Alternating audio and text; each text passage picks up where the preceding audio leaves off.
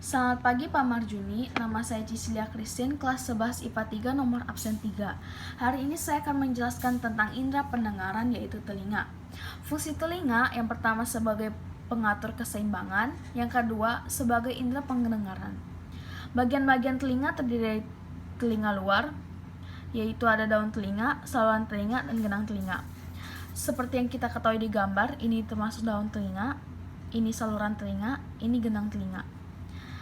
Fungsi daun telinga itu yang pertama menangkap gelombang bunyi, yang kedua mengatur arah gelombang yang telah diterima, yang ketiga memberikan tekanan udara sekitar genang telinga, yang keempat untuk memberikan perlindungan terhadap genang telinga.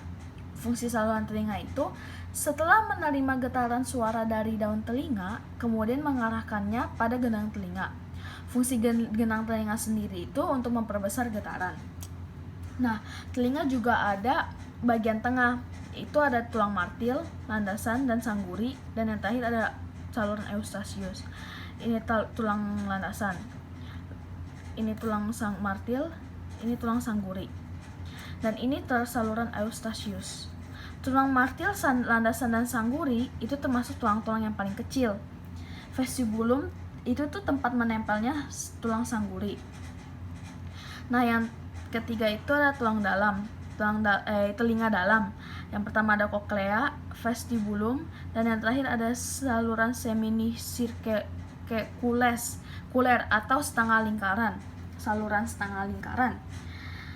Nah, fungsi koklea itu sebagai alat pendengaran. Nah, vestibulum itu menjaga keseimbangan, dan saluran semicirkuler itu atau setengah lingkaran ada alat keseimbangan.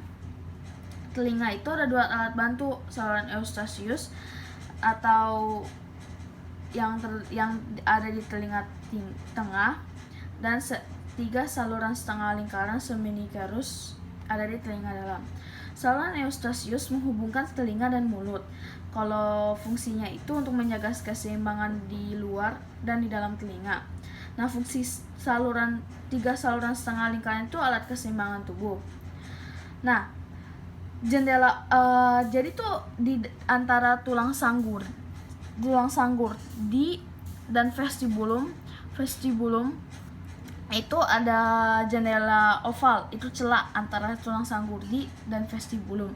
Nah, ini itu perbesaran dari koklea di perbesaran. Jadi di sini ada bagian saluran vestibulus, kelenjar koklea, dan saluran timpani.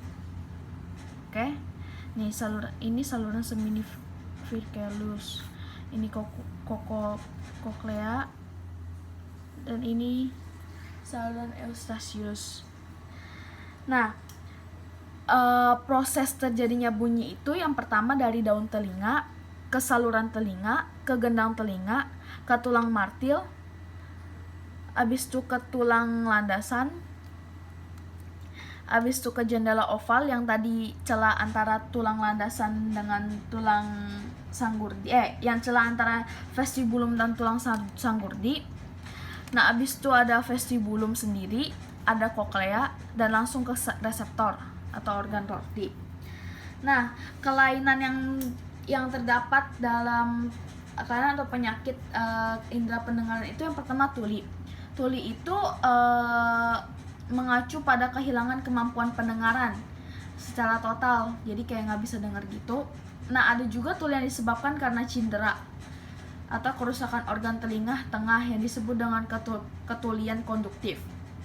Nah, yang ketiga itu ada otitis ekskrena, itu adalah inflamasi dari bagian telinga luar yang bisa terjadi karena infeksi atau karena masalah bagian kulit. Nah, yang keempat ada otitis media, adalah inflamasi bagian tengah, kelainan itu telinga bagian tengah. Nah, yang kelima itu ada tinnitus, kondisi di mana telinga kalian semua itu kayak berdegung gitu.